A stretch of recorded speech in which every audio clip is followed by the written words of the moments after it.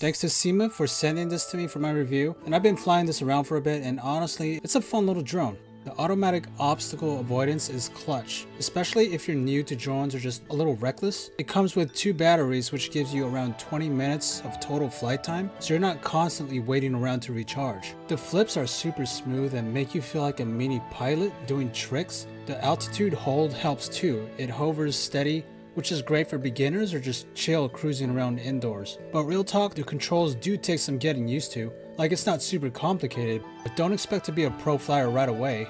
The LED lights give it a cool vibe, especially when flying it at dusk. Makes it look like a mini UFO, and since it's built with safety in mind, it's tough enough to handle a few crash landings while you're learning the ropes. The drone is super lightweight, so if there's even a light breeze outside, it can get pushed around pretty easily. Definitely better for indoor use or calm days. Man, trying to record and fly this thing at the same time was a whole mission. I get it flying smooth for a second, then look down to adjust the camera angle, and boom, it drifted off or nearly hit a wall. Overall, it's a solid, safe drone for kids, and honestly for adults too if you're just messing around. Just be patient with the controls and you'll get there.